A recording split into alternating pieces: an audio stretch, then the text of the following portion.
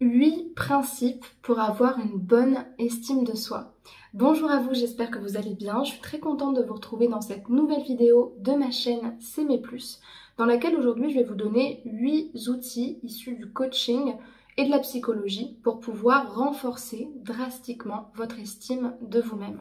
Si vous ne me connaissez pas, je me présente, je m'appelle Chloé Mercart, je suis coach, maître praticienne en programmation neurolinguistique et en hypnose ericksonienne. Depuis 2019, je vous accompagne à déployer votre puissance personnelle en vous apprenant à vous aimer tel que vous êtes et à être plus en paix avec vous-même et dans vos relations. C'est le premier pas, la première étape, le passage obligé pour pouvoir transformer votre vie, atteindre vos objectifs et créer la vie qui vous inspire vraiment.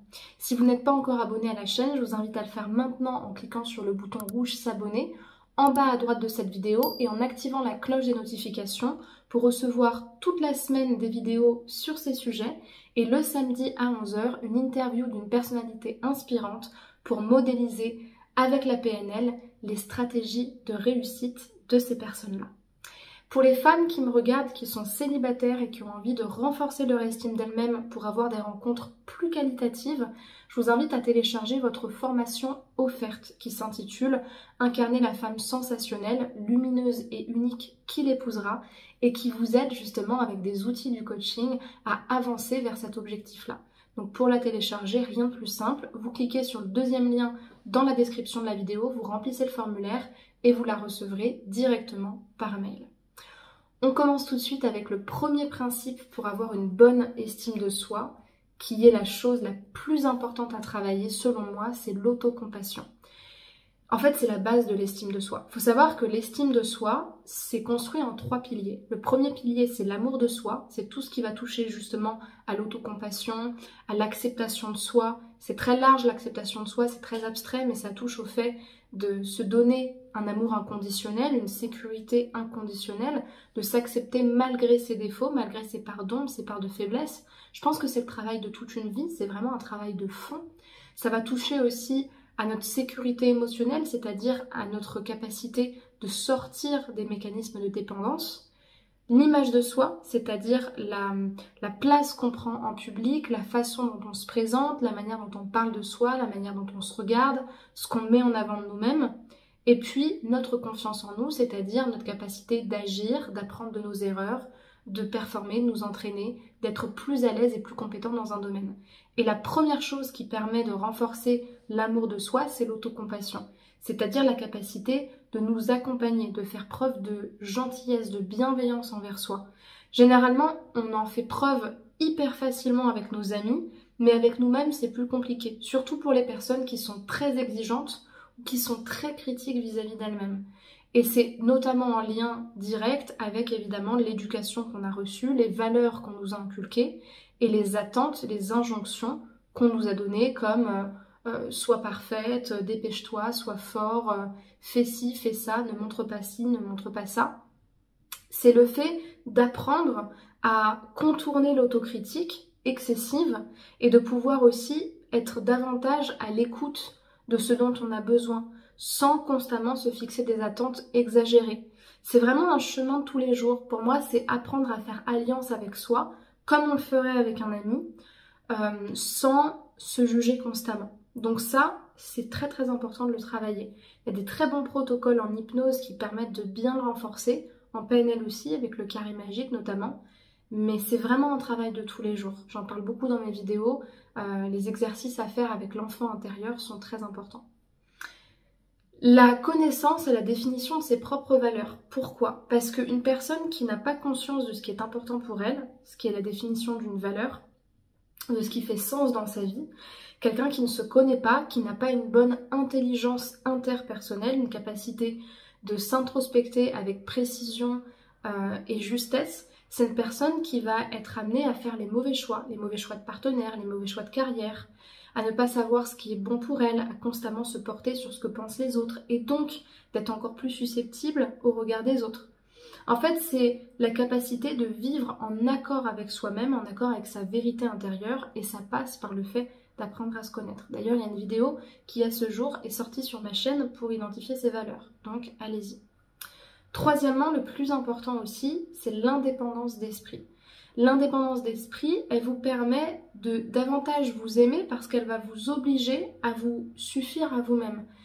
Pas qu'on soit tous capables de vivre tout seul, je pense qu'on est bien au courant maintenant que l'homme est un animal social et que les liens d'attachement sont naturels, mais ça vous évite, encore une fois, d'être dans des liens de dépendance, de dépendre de ce que pensent les autres, et ça vous permet, quelque part, d'être beaucoup plus focalisé sur ce qui est bon pour vous plus rapidement, là où d'autres personnes vont se dépatouiller et essayer de faire les choses pour elles en ayant du mal parce que de la culpabilité, parce qu'une sensation de ne pas être capable, de ne pas être légitime, etc. etc. L'indépendance d'esprit, elle part aussi du principe que vous avez une valeur propre, donc vous êtes légitime d'exister, vous pouvez vous valider intérieurement sans que les autres ne le fassent à votre place, et donc ça, effectivement, c'est très structurant dans l'estime de soi. Quatrièmement, votre responsabilité personnelle, c'est très très important. Prendre la responsabilité de vos actions et de vos choix. Regardez dans les situations de la vie, les épreuves que vous envoie l'univers, qu'est-ce qui va vous permettre de vous valoriser encore plus? Qu'est-ce qui vous regarde? Qu'est-ce qui vous appartient? Quelles sont vos croyances limitantes qui sont à changer? Les peurs qui vous permettent justement de savoir où est-ce que vous devez vous améliorer. C'est très important parce que ça renforce votre sentiment de pouvoir, de contrôle sur votre vie, sur vos relations. Et c'est ça qui vous permet de savoir que vous avez un champ infini de possibilités. Cinquièmement, la capacité de se focaliser sur l'apprentissage continu. Ça, c'est très très important. C'est assez large comme notion, mais l'apprentissage continu, c'est le fait de comprendre que le changement n'est pas linéaire, il est progressif. Que la vie, c'est pas j'apprends à l'école et quand je suis adulte, je suis censée tout savoir et je dois pas faire d'erreur. C'est aussi le fait d'être doux avec soi-même et humble aussi, de se dire c'est normal de pas tout connaître, c'est normal que certaines personnes soient plus avancées que moi et que d'autres pas du tout. J'ai le droit aussi de remettre en question certaines choses, d'avoir des doutes, d'avoir des peurs, des rechutes. Je suis qu'un humain et en fait je suis constamment en train d'apprendre. Et comme je suis en train d'apprendre, il ne sert à rien de me culpabiliser pour des choses que je n'ai pas réussi puisque ça fait partie de l'expérience de ma vie et j'ai le droit de me tromper. Et ça permet aussi de se focaliser effectivement sur le positif ou en tout cas sur l'apprentissage, le feedback, sur ce qui pourra être amélioré la prochaine fois. Ça préserve aussi beaucoup l'estime de soi parce que quand vous voyez les choses comme un apprentissage et non pas comme des échecs absolus, ça vous permet tout le temps de voir le verre à moitié plein et donc de vous focaliser sur une chose qui n'est pas échouée, mais qui est encore en train de se transformer.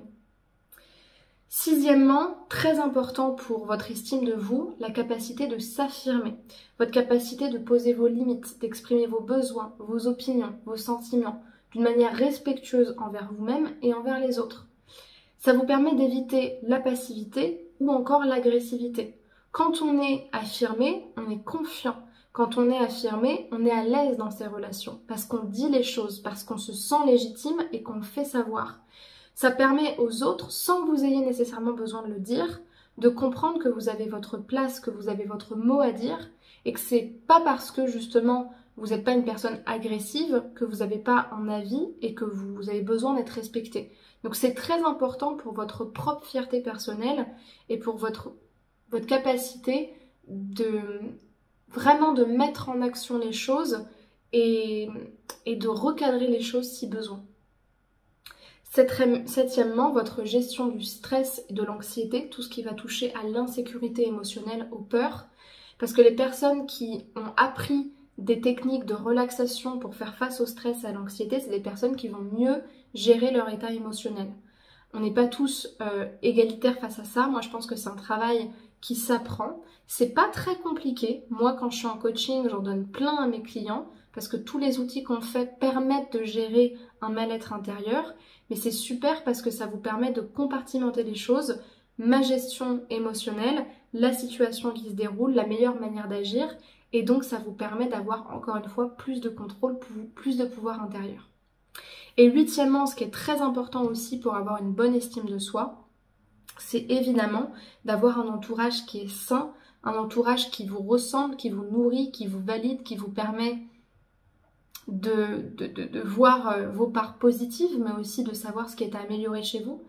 Faites très attention aux personnes que vous fréquentez, que ce soit des conjoints, des membres de la famille, des amis, parce que ces personnes-là, vous ne vous rendez pas forcément compte à quel point elles vont impacter vos croyances, à quel point elles vont les faire évoluer dans votre vie quotidienne. Et donc ça, c'est très très important de pouvoir avoir des personnes qui se rapprochent de la vision que vous avez de votre futur, ou en tout cas qui vous laissent la possibilité de créer ce que vous voulez créer.